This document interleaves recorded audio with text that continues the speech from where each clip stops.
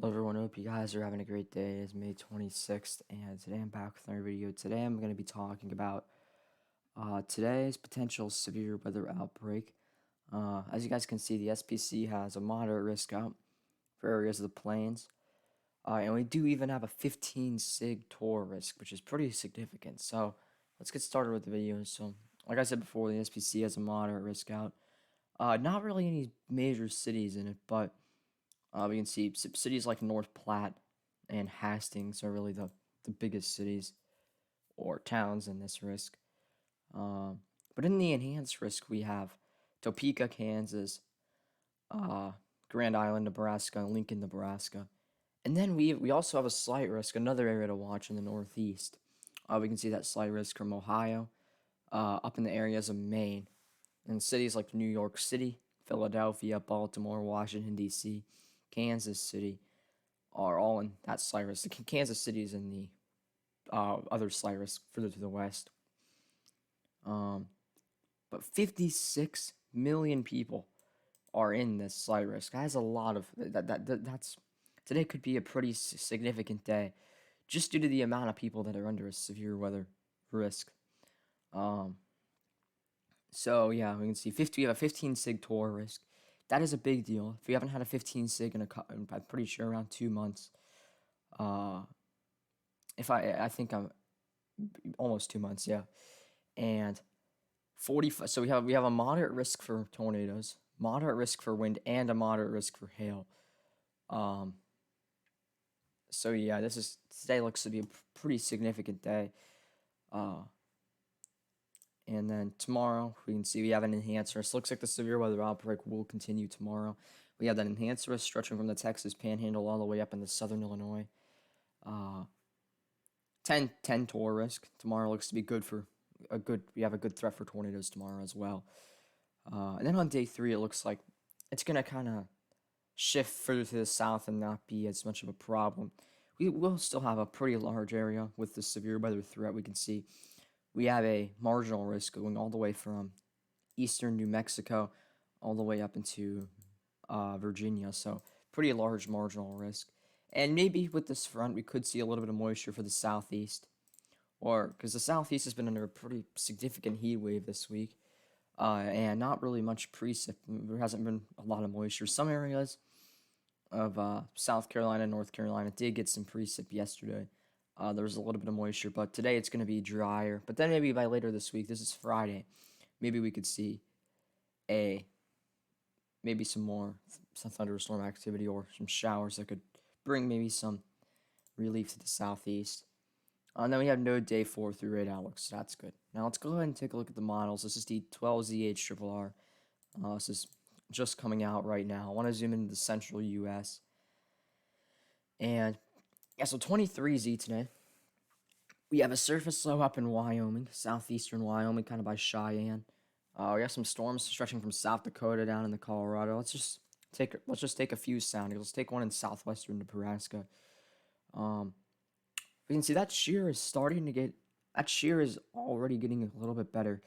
Now, another issue with today's threat is we have the threat of maybe some overnight tornadoes, which that's not going to be good. But you can see we have plenty of instability with this sounding, not a lot of capping. LCL, it's a little elevated, but shear profiles are starting to get better. Once this surface low moves further to the east, then we're really gonna, yeah. Let's just skip ahead to the next, or let's go ahead and go to 8 p.m. This is 8 p.m. now. We have a big cluster moving through Nebraska, Kansas. This is where we have our 15 sig right here. Let's take a sounding in northern Kansas.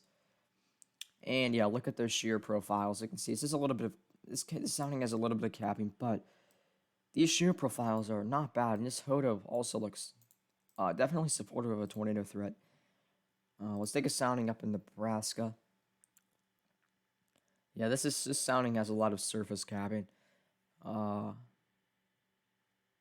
Instability is decent. Shear profiles are decent. Take a sounding further to the north. Let's take one in kind of northern Nebraska. That is contaminated, so let me get a new one. Take one right here. All right, well, get the idea though. Shear profiles are are very supportive of tornadoes later. And overall, I think the greatest tornado threat's going to be this area. That's my opinion. A little bit further to the north in the SPC. Uh, we can go to the back to today's convective outlook. The SPC has your 15 sig. A little further to the south, but I'd say this area looks to be really the best area for tornadoes today. And take a sounding all the way down in Texas. We could even have some storms going off down there.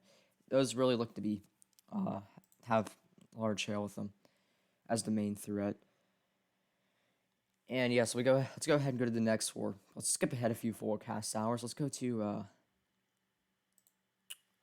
this is around 11 p.m. now. 11 p.m. Yeah.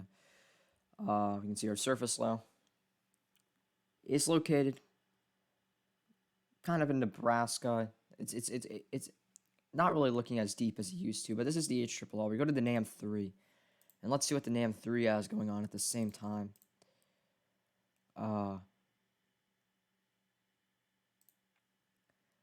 Yes, the NAM 3 has. It's pretty similar. Let's just take a sounding with the NAM here. Take a few soundings. Shear profiles off the NAM are pretty much very similar to the HLR, supportive of tornadoes. And yeah, so I mean today looks to be today looks to be the start of a severe weather outbreak. I think we're gonna have a few tornadoes later. It kind of depends. If we end up getting the right storm, and if we can get supercells to go off, kind of in this area, then we're gonna see very enhanced tornado potential. But if the storm mode just stays pretty linear, then it's gonna really limit it. This is Thursday, or this is not. Well, yeah, this is around 6 a.m. on Thursday, or 5 a.m. Yeah, we have our line of storms moving through areas like Kansas City, coming into Iowa. At this time, it's really going to be damaging winds that are the main threat. Take a sounding to the west of Kansas City, and definitely supportive of a little bit of a torr threat. That was a little contaminated, so let me get a new one. Yeah, definitely supportive of a 5% torr risk. So I would say even in the early tomorrow morning, we're still going to want to watch this area for maybe some tornadic activity, and definitely damaging winds seem to be the main threat by early tomorrow morning. But the tornado threat will still exist, and the shear profiles aren't very bad. But we are starting to lose some. Yeah, so really the area we're gonna want to watch for tornadoes by early tomorrow morning is gonna be this area. And yeah, now let's talk about Thursday. So on Thursday, this is Thursday afternoon. This is 18Z, which means this is early afternoon. We even might see a little bit of snow up in South Dakota, Minnesota. Or not really South Dakota, but North Dakota, Minnesota. It's not really going to accumulate too much, but maybe some snow mixing in. That's pretty interesting to see. It's almost June. And we can see we have our line of storms coming through St. Louis. Let's take a sounding in Missouri. That is contaminated, so let me try and get a new one. All right, here we go. So, torr threat doesn't look to be anything much. The shear profiles aren't really good. They're supportive of maybe a very small tornado threat, but not really anything significant. And we have enough instability to support severe weather. Not a lot of capping. Overall, this sounding would really support damaging winds and some decent-sized hail. Damaging winds looks to be the main threat earlier Thursday afternoon when we see this line of storms continuing in Illinois and Missouri. Let's go ahead and go over the 22Z. This is later in the afternoon. This is around 5 p.m. We have a lot of storms stretching from North Texas all the way into southeastern Kansas. Let's take a sounding in northern Oklahoma. Plenty of instability. We're going to have a lot of instability. The shear profiles are definitely supportive of a 10 sig risk for tornadoes. And this photo is definitely not bad. So, yeah, the SPC does not have a 10 sig out, though. All they have is a 10%. We'll see if that gets upgraded to a 10 sig. I definitely think it's possible. Uh, I can see where they're coming from. But I do think there is a decent chance that we'll get upgraded to a 10 sig. We can see a 0-0Z Friday. This is now 7 p.m. Thursday. We got storms in Missouri, Illinois, damaging wind threat and hail up there. We can take a sounding, see if there's any tornado threat. And there will be actually a pretty decent tornado threat. This is definitely supportive of a 5% risk. And I think pretty sure that's what the SPC has up here. Yeah. And shear profiles, really large hail, damaging winds, and the isolated tornado will be the main threat of Missouri, western Illinois. Now, for just south in Oklahoma, we're going to have a little bit of a greater tornado threat. The shear profiles are a little better, and we could even have some supercells. So that'll be good. The sounding is rather surface based. That's kind of good. Plenty of instability, not a lot of capping, and the shear profiles are good. Hodo looks supportive of maybe some not really great supercells, but definitely I think we're going to see some supercells tomorrow. And I'll take a sounding in Texas now. You can see shear profiles are a little less supportive of tornadoes. The tornado threat will still exist with this. It just doesn't look as great. And we have a little bit of capping going on. But still, once again, plenty of instability. And the sounding is a little bit high base. That could be a little bit of a problem. But I think the greatest tornado threat is going to be across this area. Kind of similar to what the SPC has. And definitely this area, northern Oklahoma, a little bit of southeastern Kansas. That looks to be the most interesting to me. We can zoom in directly on that area. See, if I was chasing Thursday, tomorrow, I'm going to kind of make a hypothetical chase target here. Right now, I'm thinking pretty much right here, maybe a little bit further to the west. That's kind of close to the SPC's 10 sig. Let's go to the NAM3 though. We need to look at different models. So let's go to the 06Z run of the NAM3 and 21Z on Thursday. We have just some storms starting to go off across Kansas. Let's take a sounding up there with those. And not really, that's kind of contaminated, so we're not really going to look at that. But let's skip ahead to 7 p.m. now. Yeah, we have some storms initiating in Oklahoma, Kansas. Take a sounding in northern Oklahoma. That's contaminated once again. All right, here we go. So we can see this sounding would definitely support a total risk. Plenty of instability. Shear profiles aren't very good. They're definitely supportive of a 10%. I do think this 10% could get upgraded to a 10 sig though. Kind of depends. And the HODA looks supportive of tornadoes as well. So overall, I think my hypothetical chase target would be right here. I forgot I don't know what county that is in Oklahoma, but I would say probably, yeah, right there. And we'll see how that actually turns out in Friday's video. It's 2 days away, but we'll see how that actually turns out. So yeah, that county right there would be really my hypothetical chase target.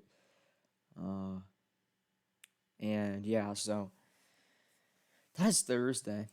Now let me go back to the continental U.S. Let's talk about severe weather later this week, and even into next week. Let's see what kind of pattern we're gonna have. So, let me get a forecast loop. We're gonna be seeing a pretty big snowstorm in Canada. A lot of snow falling up in central Canada. And let's go to Friday. Friday's a day we really haven't looked at yet.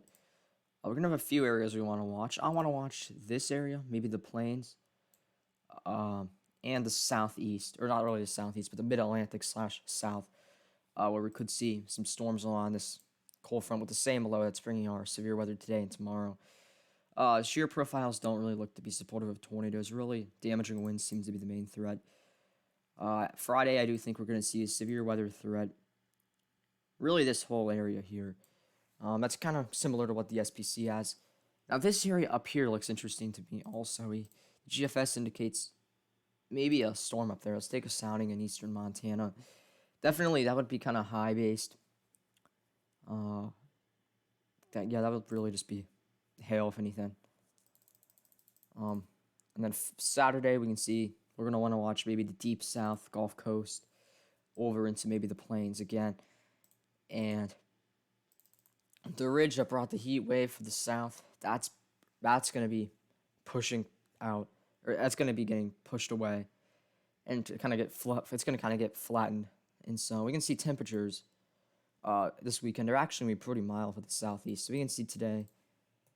The GFS does kind of underestimate temperatures sometimes, but we can see 90s for much of the southeast, and then by Friday, Saturday, we can see Saturday it's going to be a little bit of a cooler day, maybe some 80s for Georgia, 70s in northern Alabama. Still, the Carolinas are still pretty hot though. And then by Sunday, the GFS indicates even a wedge day maybe, so some 70s in South Carolina, 60s in North Carolina. We'll have to see though, because that doesn't really the GFS has not been showing this in past runs, so we can actually forecast our 111. Let's lock it there, and let's go back to the 0-0-Z run on the GFS. And it actually did have a wedge here as well. So we'll have to see. Maybe we can have a cool day across North Carolina and upstate South Carolina on Sunday. Even in the Northeast, too, some pretty cold temps.